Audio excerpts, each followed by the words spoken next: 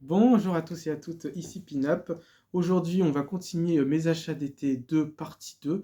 On va faire comme pour la première partie, on va faire dans l'ordre chronologique. Donc ça va de 1993 jusqu'en 2024. Il y aura des nouveaux projets que vous allez peut-être pas connaître ou peut-être connaître. Je suis très content de vous les montrer ceux-là. Donc sans plus tarder, on va commencer par le premier. Alors celui que je possède, c'est un album culte dans la musique rock, dans le shoegaze et la dream pop. Je possède le deuxième album de Slowdive, Souvlaki. Alors, avant de présenter l'album, Slowdive c'est un groupe anglais formé en 1989. Alors si je ne me trompe pas, ils avaient une très bonne carrière qui a commencé, mais en 1995, leur label voulait que le groupe se termine. Et qu'il a fallu une énorme attente pour qu'ils reviennent en 2017. Ils avaient formé entre-temps le groupe Mojave 3. Et c'est cool qu'ils reviennent à cette période, espérant un nouvel album. Donc l'album que je possède est une réédition de 2011, mais récemment je crois qu'ils l'ont aussi réédité parce que cet album a fait ses 30 ans. Et il y a de bonnes idées d'expérimentation électronique dedans qui me font beaucoup penser à. Enfin, beaucoup. Ils me font un peu penser à Primal Scream, leur troisième album Vanishing Point. Et ouais, cet album a, de, a vraiment de bonnes idées, très mélancolique pour ma part. Elle reflète fin 2023. C'est marrant, en plus sorti il y a 30 ans. Je l'ai pas mal écouté. Il est très planant, il est très mélancolique. Il me fait penser un petit peu aussi à l'album A Storm in Heaven de The Verve. Un petit peu parce que The Verve aussi était un groupe de shoegaze, space rock, un petit peu dans leur début, avant de devenir un peu quelque chose de pop. Mais il y a quand même des idées d'expérimentation dedans, euh, tout très, très shoegaze, quoi. Donc derrière, ça ressemble à ça. Voilà, tout simplement blanc. Il y a une petite pochette où on voit le groupe. Voilà, ils étaient 5 en tout. La tracklist, les crédits. Et ici, j'ai vu les prix de l'album sur internet. Il est pas donné, hein. Il est vraiment pas donné. C'est assez dommage. Mais si vous le trouvez, achetez-le. Vraiment, achetez-le. C'est vraiment un album très planant. Alors, peut-être vous allez peut-être pas aimer parce que, comme je vous l'ai dit, j'avais peut-être donné une définition du shoegaze, mais le shoegaze, c'est vraiment des sons déstructurés avec différents pédales d'effets. Et en fait, ce sont des hommes qui regardent leurs pieds quand ils jouent sur scène. Car je pense que c'était très timide, ce genre de personnes. Et c'est pour ça qu'on donnait le nom shoegaze, en fait. Et donc, le shoegaze, c'est pas forcément facile à écouter. Mais ça va, c'est pas non plus du noise rock ou des choses comme ça, quoi. Donc le vinyle ressemble à ça, donc c'est très simple, très très simple. Mais voilà, la simplicité, ça fait pas de mal. Ça fait pas de mal. Il y a pas mal. En tout, il fait 8 ou il fait 10 titres en tout. Et il s'écoute très facilement. Il y a des titres qui sont acoustiques, il y a des titres très rock, des titres électroniques.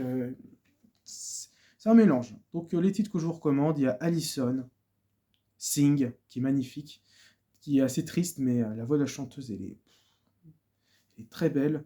Et le fameux, et mon titre préféré, When the Sun Hits, qui, alors à la base, c'est une reprise. En fait, c'est un groupe irlandais, la version originale. Et en fait, Slowdive l'ont reprise, qui est magnifique, hein. Vraiment, elle est très très belle. Bon, alors c'est la musique la plus connue du groupe, mais que voulez-vous, elle est géniale cette musique, elle est géniale. Et ouais, Allison est très très bon. Il y a d'autres titres si vous voulez quelque chose de mélancolique, en mention honorable. Machine Gun, quelque chose d'expérimental, Slovakie Space Station, où ça parle de quelque chose de pop et après ça va dans tous les sens, c'est génial. En titre assez acoustique, il y a Dagger ou Alto Together. Mais voilà, un titre que je vous recommande, Edison, Sing, et When the Sun Hits, qui est mon titre préféré. Franchement, cet album, c'est un trip, hein. On plane, mais c'est très mélancolique quand on plane, quand on l'écoute. Ensuite, on passe 5 ans après. Donc l'album que j'aimerais vous présenter. Le deuxième, c'est un album assez difficile à décrire, mais c'est de l'abstract IDM, un peu drum and bass. Je possède le deuxième album d'Amon Tobin, Permutation. Alors voilà, cet album, il est considéré comme un des meilleurs albums en musique électronique. Il est dans un top. Et je peux comprendre pourquoi. Il est génial. Alors, je vous avais présenté dans mes achats d'été 1, donc partie 2 ou partie 3, deux vinyles de William... pas du tout, pas de William Basinski, excusez-moi, de Amon Tobin. Bricolage et Super Modified. Donc je possède le deuxième, car j'ai le premier et le troisième, et bah, voilà, bah, j'ai les trois premiers réunis. Je crois que on les classe par période, les albums d'Amon Tobin. La première partie, c'est quelque chose de très jazzy, notamment avec son premier projet Kuro, ou Kujo, Aventure une femme, où lui aussi il était très jazzy, etc. Mais certes, il fait pas mal penser au premier album, mais alors le premier album, il y avait quelque chose de plus, de beaucoup plus dans la... Tu voyais que c'était aussi un peu fait pour les clubs, quoi, même s'il y a pas mal de titres qui sont assez expérimentales, assez spéciales. C'est dans celui-là où là, il a poussé la chose un peu plus loin. Ça ressemble vachement à une BO de David Lynch, hein, cet album. Moi, je la définis comme si David Lynch faisait quelque chose d'électronique, et c'est comme si Amon Tobin avait fait une BO pour David Lynch lui-même, quoi. C'est complètement fou. Même il y a un titre qui s'appelle Like a Regular Chickens, qui est en référence à un dialogue un dialogue dans un des films de David Lynch qui s'appelle Eraserhead, sorti en 1977. Et bah, dedans, il sample un extrait aussi d'Eraserhead dedans. Donc, ouais, cet album, il y a un côté très jazzy, il y a un côté assez industriel, mais avec vraiment des ambiances toujours aussi bien travaillées. Tu vois que Damon Tobin, là, on est entre le premier et le troisième, quoi. Et ben, il le fait très bien. Il le fait vraiment très très bien. Ce sera pas facile à écouter non plus parce que c'est... Enfin, ce sera pas facile. C'est quand même assez accessible, hein. C'est pas par exemple du Merzbow, où là, Merzbow, si vous ne connaissez pas, un artiste de noise, hein, de noise music, bah lui, il est pas facile à écouter, alors que Amon Tobin, bah, il y a quand même quelque chose de très jazzy, très tranquille à écouter, mais en même temps très bougeant.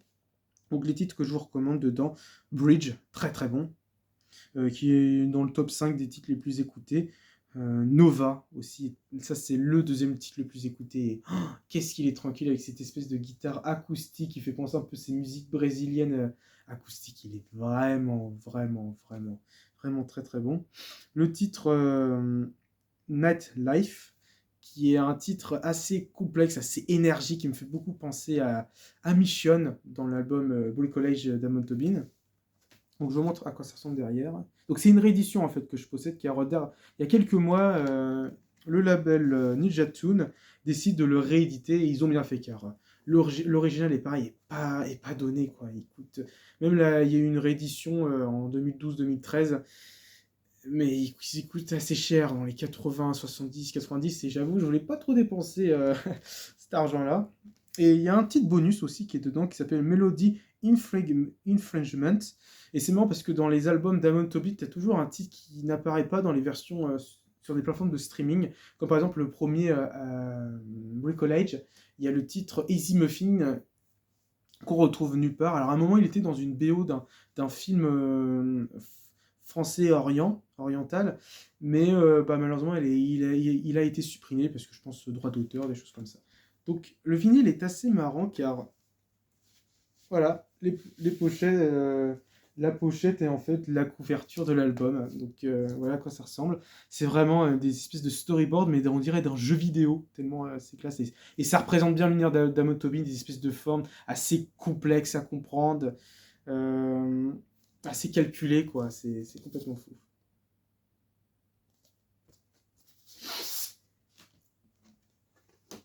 Voilà à quoi ça ressemble.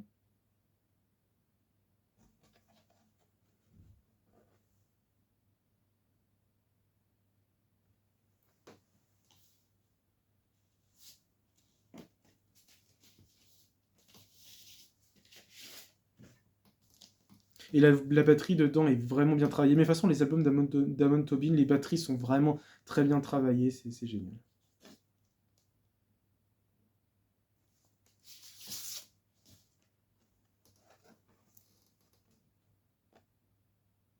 Voilà.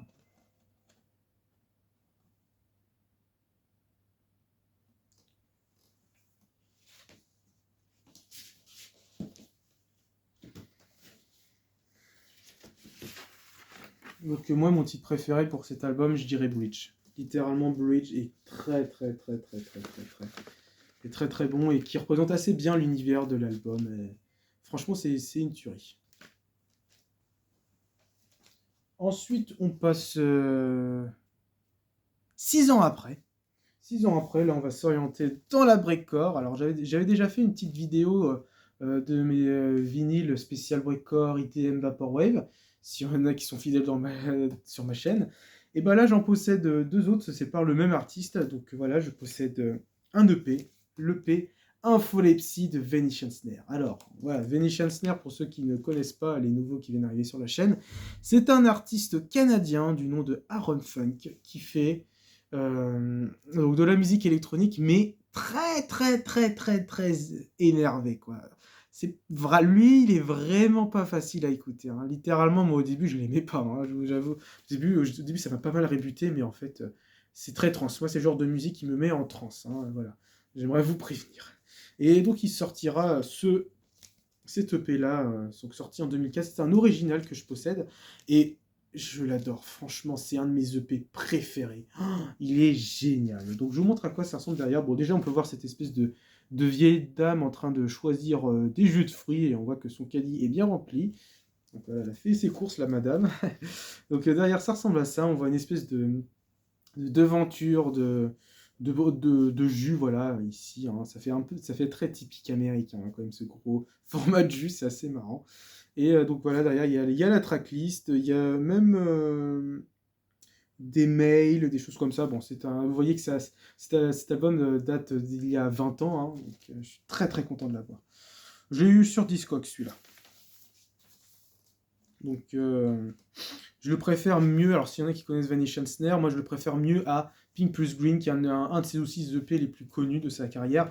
Personnellement, je ne l'ai pas trop accroché. La couverture est assez marrante, un petit peu crade aussi, mais elle est vraiment cool. Il y a quand même des titres qui sont bons, comme Pink plus Green, que j'adore, avec la phrase d'accroche dedans est très bon.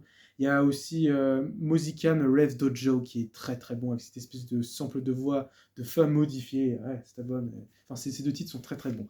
Alors, il faut savoir, avant que je vous présente le vinyle, que cet album, il sample un extrait de Kill Bill 2. Ouais, c'est le deuxième titre, Walls Bill, un de ses titres les plus connus aussi. Alors, moi personnellement aussi, Quentin Tarantino, c'est un réalisateur très culte, très connu et bon aussi, hein. Moi je l'aime bien, mes parents aussi l'aiment bien. Et en fait, il utilise un extrait de la scène, s'il y en a qui se souviennent, où on voit la mariée interroger un infirmier, mais d'une manière violente, parce que la protagoniste, elle fait pas les choses à moitié, quoi. En fait, quand elle l'interviewe, enfin, elle l'interviewe même n'importe quoi, elle l'interroge, pardon. En fait, elle veut savoir où est Bill, parce que voilà, dans le titre du film, tu es Bill. Elle lui demande où est Bill, et en fait, elle lui claque la porte sur la tête du bonhomme, parce qu'elle l'a immobilisé, hein, d'un infirmier. Et en fait, Venetian Snare utilise cet extrait, et c'est marrant parce que je pense qu'il utilise même l'extrait de la porte, mais d'une manière très violente. C'est vraiment la musique complètement fou et complètement transcendant. Moi, personnellement, c'est un de mes titres préférés, c'est même mon titre préféré de cette EP. Il est assez hard à écouter, hein. Pour ma part, c'est un de ses titres les plus hard qu'il a fait, Venetian Snare. Mais t'as d'autres titres vraiment très bons, hein, dedans. Les 3 titres que je vous recommande, il y a 12, qui est assez cool. On dirait un peu une espèce de comptine. On t'apprend à compter jusqu'à 12, quoi. Mais une comptine des années 70, je trouve. Un peu une comptine que tu peux trouver dans des chaînes des années 70-80. Il dure pas très longtemps, mais il est vraiment bon. Il y a même des espèces de rythmes un peu de tambour dans les plages, si vous voyez comment ça s'appelle, pas un banjo, j'ai oublié le nom, dites-moi dans les commentaires, mais un peu des tambours des îles, moi je les appelle, voilà. Et je vous recommande le titre Americanized, qui est excellent. On voit cet homme politique un espèce d'homme politique qui dit des choses assez complotistes, voilà, que le gouvernement nous manipule, etc. Vraiment un titre qui prévient la foule, etc. Mais on dirait vraiment une personne assez schizophrénique, ou un Afro-Américain avec les Black Panthers. J'ai pas mal ressenti cette interprétation qui dit des choses cryptiques, et pareil, c'est complètement déjanté. Bon, il y a d'autres titres qui sont excellents dedans, il y a Absolute Samakastros Me qui est toujours bon, et Punishin 2004 avec MC Scam, qui est un artiste de rap, si je ne me trompe pas, où il fait une petite apparition et toujours aussi déjanté. Vraiment, je le trouve meilleur que Pink plus Grim, cette EP, Infolepsy. Écoutez-le. Il est un peu sous-estimé, je trouve, alors qu'il est excellent pour ma part. Donc, je vous montre à quoi ça ressemble. Voilà. C'est un peu les mêmes sous-pochettes que j'ai dans mon album de Kenny West, My Beautiful Dark Twisted Fantasy. Ok. Le vinyle ressemble à ça, on voit cette vieille dame là, la vieille dame. Et le caddie. Alors il faut savoir qu'en fait, l'album quand je l'ai reçu, en fait, je l'ai reçu comme ça en fait. Alors, j'ai reçu avec des cartons, des choses comme ça, il était bien protégé, hein, vous inquiétez pas, mais j'ai reçu comme ça. Ça par contre, je crois qu'il y a 10007, on a fait une vidéo des choses qu'il n'aime pas du tout dans le monde du vinyle. Et c'est vrai, je comprends parce que bah, je peux comprendre l'utilité de ne pas abîmer la pochette, mais j'avoue que à tout moment, le vinyle peut être cassé, quoi. Et je trouve ça un peu dommage et un peu bizarre de faire ça. Mais en fait, la sous-pochette normalement, la vraie sous-pochette de cet album, c'est celle-là que j'ai reçue. Mais malheureusement, elle est cassée, quoi. Elle est un peu cassée, je sais pas si vous faites... Regardez, elle est un peu ouverte, etc. C'est un peu dommage. C'était comme pour mon album de Tricky que j'ai eu, Aftermath, que j'avais présenté dans ma collection de trip-hop. Et ben, pareil, la sous-pochette, elle est un petit peu cassée, donc c'est un peu dommage. Mais il m'a livré une deuxième et c'est assez cool. Voilà, donc je recommence ce projet complètement fou, complètement assez trash à écouter, enfin complètement violent, mais excellent. Pour ma part, je trouve qu'il le fait vachement bien, Vinny Chasner. Hein. Donc écoutez 12, Where's Bill et Americanized, et mon titre préféré, Where's Bill. Ensuite, on passe 2 ans après. Là, on est dans le hip-hop instrumental. C'est même mon premier album d'hip-hop instrumental et je suis très content de l'avoir. Je possède Donuts de J Dilla. Ah, alors là, J Dilla, donc c'est un grand artiste dans le domaine du hip-hop instrumental. Il a pas mal collaboré avec différents artistes comme Madlib aussi, où j'ai pas encore écouté cet album-là. C'est l'album avec un pneu, s'il y en a qui connaissent. Et ouais, J Dilla, c'est vraiment un des maîtres. Enfin, c'était maintenant malheureusement parce qu'il est décédé, je vous raconterai plus tard, un des maîtres du hip-hop instrumental. J'ai pas mal adoré Dillatronic. Après, j'avais écouté The Shining aussi, c'est un de ses projets les plus connus. J'ai moins aimé, j'ai moins aimé, mais Dillatronic, il est beaucoup plus minimaliste, plus électronique. Il est vraiment pas mal. Il y a quand même cette côté assez funk. Et donc en fait, cet album est assez spécial. Je vous montre à quoi ça ressemble derrière. Très très stylé. Hein. On voit cette espèce de montagne avec au lieu d'écrire Hollywood, c'est marqué Dilla. Et en fait, il a plusieurs titres, mais c'est pas des longs titres. Des titres de 4 minutes. En fait, c'est plusieurs petits titres qu'il le fait. Vraiment, il a voulu faire dans la quantité, mais aussi dans la qualité. Et en fait, je vous mettrai aussi en lien de la description une vidéo où il y a tous les samples qu'il utilise. Et c'est bon parce que vous allez retrouver pas mal ce sample. Si vous écoutez ce projet, vous allez trouver cette espèce de sample d'alerte. Et c'est pas mal utilisé dans le monde du hip-hop et aussi dans le monde de l'électronique. Notamment les Chemical Brothers l'utilisent pour avant d'introduire le morceau Song to the Siren. Ils mettent cette espèce de son de sirène en fait.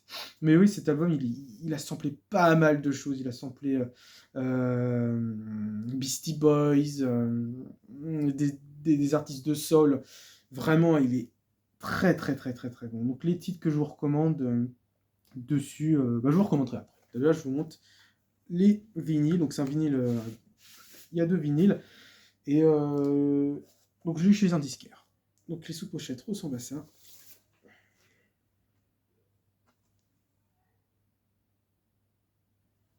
Donc en fait, pourquoi j'ai dit là, il est décédé, il faut savoir qu'il avait une maladie, en fait je crois qu'il ne pouvait plus marcher, il était même en fauteuil handicapé, on l'avait remarqué sur scène, et malheureusement il est décédé.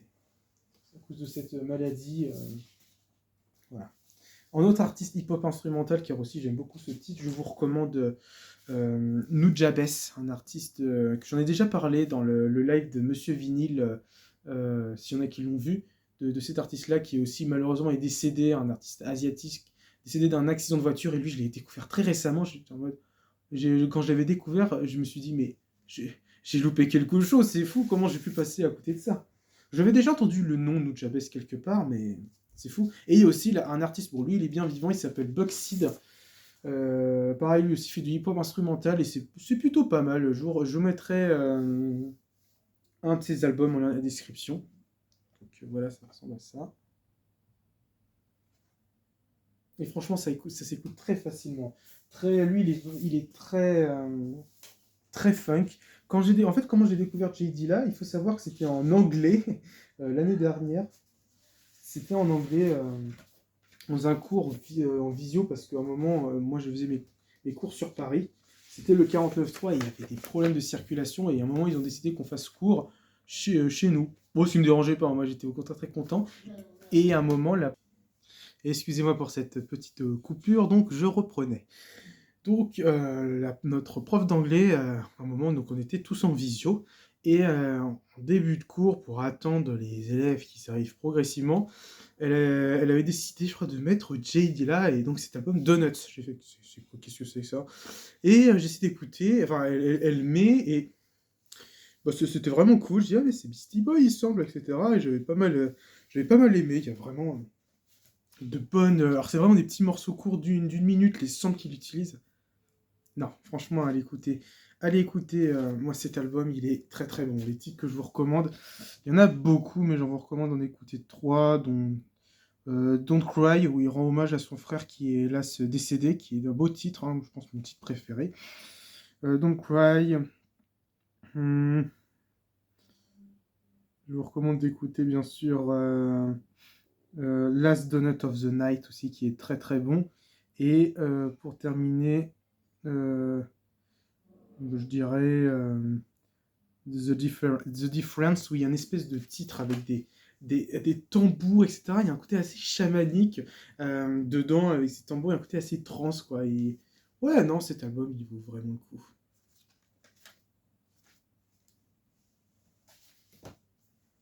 Ensuite, on passe 13-14 ans après. Et là, cette fois, on va s'orienter dans l'ambiance. Aujourd'hui, n'importe quoi. Donc là, ce que je vais vous montrer, c'est le Selva Oscura de William Basinski. Alors, cet album, c'est donc sorti en 2018. Magnifique. Alors, William Basinski, je vous avais déjà pas mal parlé de lui. J'avais fait une vidéo où je les ai présentés sur mes achats d'été. J'en ai plus parlé dans ma collection vinyle de Basinski. Et le concert et le live, hein, ouais, vous voyez, c'est une personne que j'apprécie beaucoup. Et cet album, magnifique. C'est comme pour The On Time, Out of Time. Il n'y a que 2 titres, et en fait, c'est en collaboration. Il a fait ça, William Basinski, avec Laurence English, un artiste aussi d'ambiance, que j'avais parlé aussi dans mon dernier live avec Chris, avec n'importe quoi, pas Chris Music, excusez-moi, je me suis trompé, avec Esther Music et Stunt Rock Confusion. Donc ils ont décidé de sortir cet album et c'est magnifique. Je l'avais écouté une fois en après-midi en me reposant et c'est vraiment une descente dans les eaux glacées cet album. C'est incroyable. Littéralement, j'ai beaucoup aimé. Alors quand je vous dis ça ressemble un peu à Anthem Out of Time, c'est pas en sonorité, c'est vraiment en tracklist en fait. Et c'est vraiment que 2 titres de 21 minutes, mais c'est une pure plongée dans ces eaux glacées, très beau, très... Ah non, franchement, c'est un super album, il est très apprécié aussi. Je vous montre à quoi ça ressemble derrière. Voilà, on voit encore ça. Alors, il faut savoir que ce que ça représente, au début, je pensais que c'était de la glace complètement brisée, mais en fait, pas du tout. C'est tout simplement une espèce de mosaïque euh, en gravure, en fait, en espèce de gravure. Ils ont sculpté ça, hein, bon, ça provient pas d'un truc mythologie grecque, et quelque chose comme ça. Donc je vous montre à quoi ça ressemble. Alors c'est marrant parce que c'est vraiment la même pochette que pour Mélancolia. Elle est transparente et je vais vous montrer le vinyle de plus près. Donc c'est un vinyle coloré, je l'ai eu sur Discogs et pareil, il est très gris, etc. Un peu gris comme de la glace ou du caillou. Et c'est marrant parce que cette espèce de gris ressemble un peu aux sonorités de l'album et à l'esthétique de l'album, quoi. Il est vraiment très très beau. Et bah là, j'ai pas de titre à recommander. Écoutez ces deux-là. Oh là là, c'est vraiment une plongée dans les eaux glaciales cet album, tellement il est beau. Non, franchement, Basinski, il sait vraiment bien faire.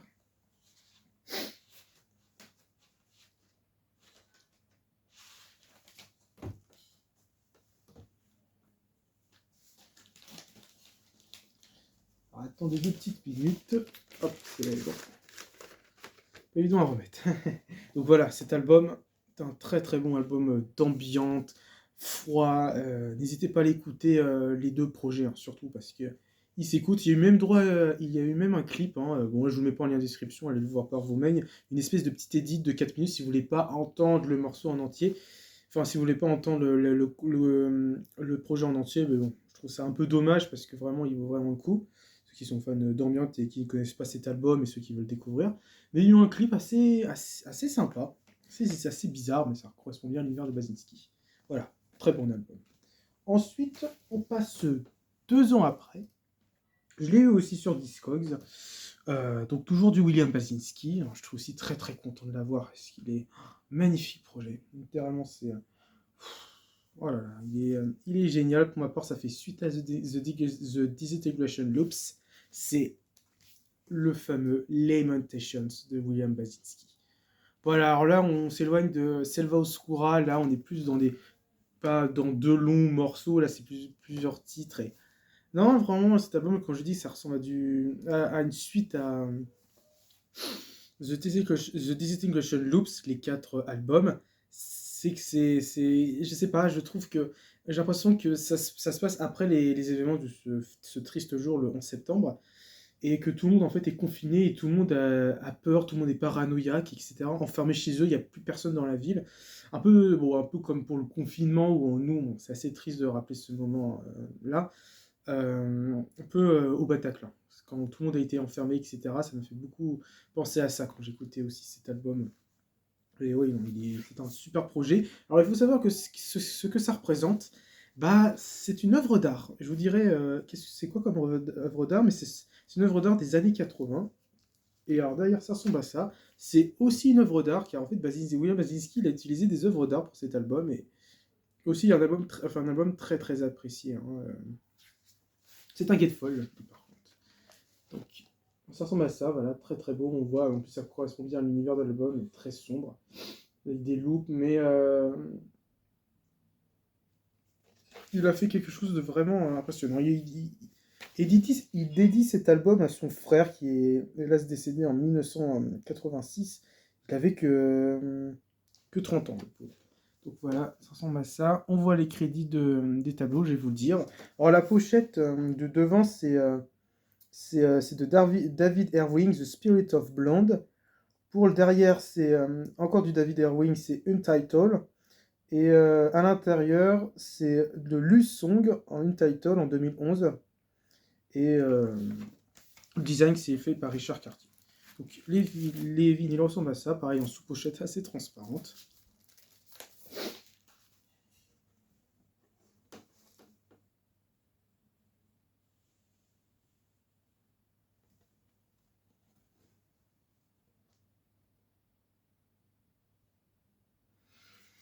Voilà, donc un très très beau projet, je l'avais écouté, j'ai tout de suite adoré. Hein. C'est tout ce que j'aime dans l'ambiance, c'est tout ce que j'adore même dans l'ambiance. C'est vraiment, j'ai pas mal écouté aussi l'année dernière, hein, c'est en 2023. Il est très très beau. Bon, il n'a pas joué sur scène, hein, cet album. Ceux qui ont vu l'extrait, hein, vous savez de quoi il a joué. Et j'en parle dans ma vidéo sur mon avis du concert, n'hésitez pas à aller la voir. Sous pochette aussi, pareil.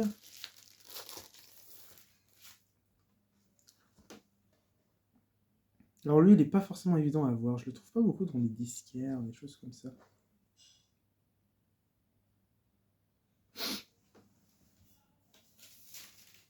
Mais on peut le trouver en ligne. On peut le trouver sur Discog.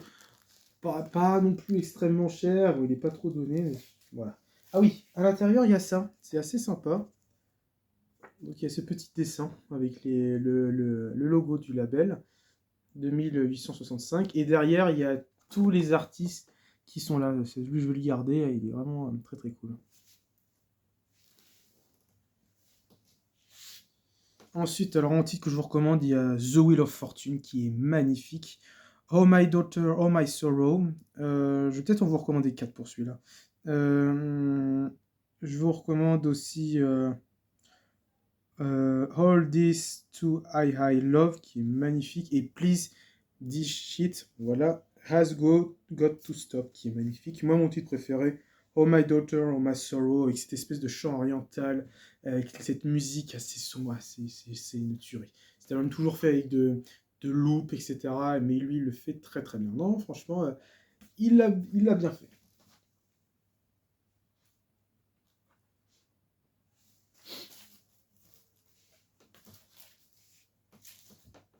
Ensuite, là, on passe 4 ans après.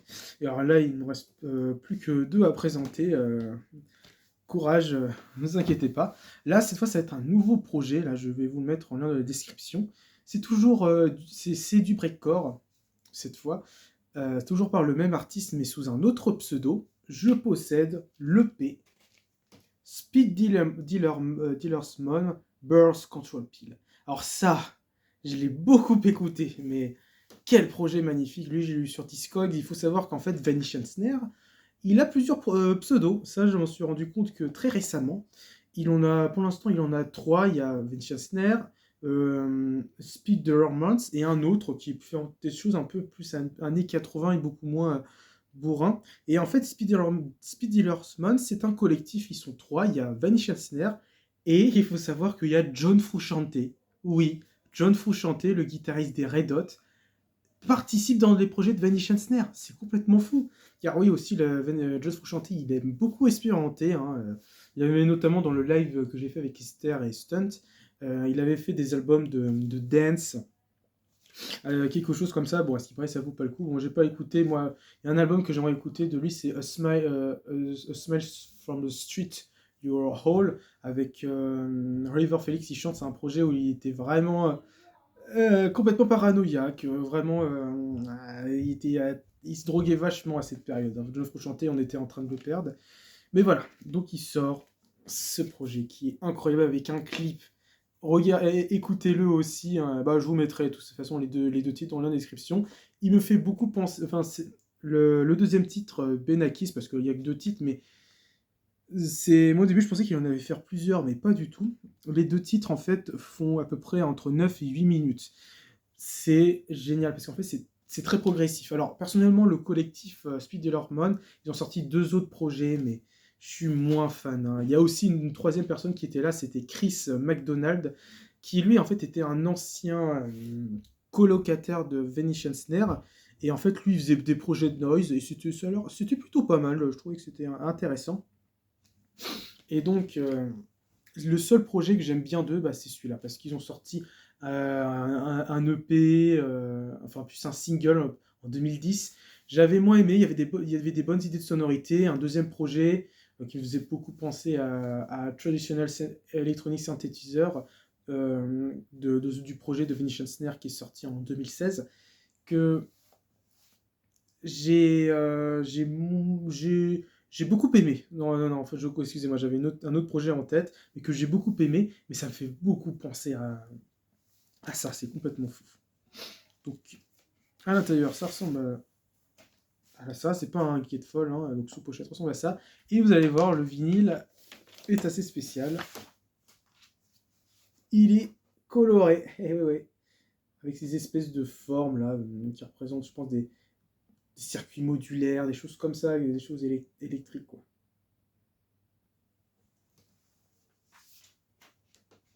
Et là, ouais, ils ont donc la sorte. Sauf que là, quand ils ont créé le nouveau projet de Speedy Lormont, Chris McDonald était déjà parti du projet.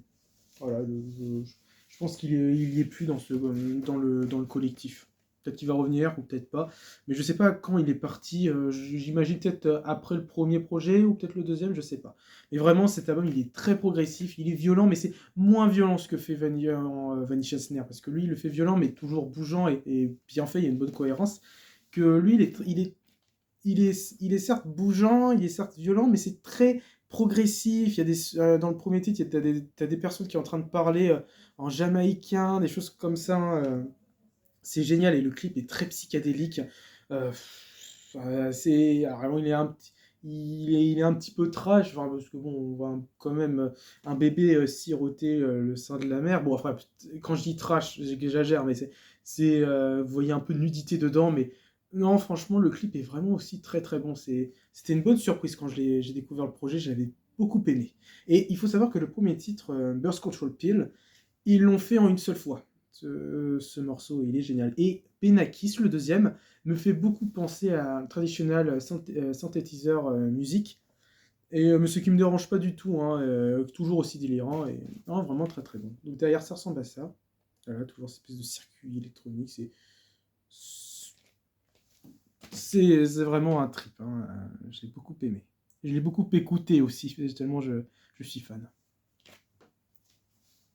Avant, ma BO de l'été, c'était Aphex Twin de son dernier EP et des projets de Vaporwave. C'était assez marrant. Mais là, maintenant, c'est ça. Et ensuite, on passe enfin au dernier. Je possède un picture disc. Je suis très très content et je remercie Stunt de me l'avoir fait découvrir. Et là, je vous le mettrai aussi en lien dans la description. C'est vraiment un super EP. J'ai adoré. C'est l'EP VHS Head Phasia. Oh, alors, je l'ai eu chez un disquaire. Oh là là, quel projet! Mais quel projet! Il est magnifique. Moi je l'appelle un bonbon sonore. Oh, il est beau, il est génial. Il y a un côté très vaporwave, très groovant. T'entends des bruits d'aigles, des personnes. C'est vraiment un mélange complètement fou ce projet. J'ai beaucoup aimé. Hein. Il fait ça depuis longtemps, VHS Head. Il avait sorti un autre projet en 2014. Et c'est vraiment de l'IDM funk un petit peu, parce que quand même, on entend bien une basse, mais pas un peu à la Square Pusher. Là, c'est beaucoup plus groove. Il y a un côté groovant, mais on sent un côté un peu funk des années 70 à la funkadélique. Mais c'est très étouffant, ça fait très vaporwave ce projet. J'ai beaucoup aimé. Donc, ouais, c'est un picture disc, il est très stylé. Et je suis très très content de l'avoir. Alors, c'est marrant, c'est comme pour Board of Canada, il y a du braille. C'est assez drôle, il y a du braille. Et derrière, ça ressemble à ça. C'est un projet dont je vous recommande d'écouter. Il est fabuleux. Les titres que je vous recommande, t'as Strange Food, qui est mon titre préféré, j'adore ce titre-là. Moose Matter, qui est incroyable. Et je vous recommande le titre Focus, qui est très très bon. Voilà. Donc, très très très bon projet. Voilà, cette vidéo se touche à sa fin. Merci d'être resté, merci d'avoir regardé cette vidéo. N'hésitez pas à mettre un like, abonnez-vous, partagez. La prochaine arrivera un petit peu plus longtemps, mais il y aura une troisième partie, ça je vous l'assure. Abonnez-vous, partagez. Au revoir à tous.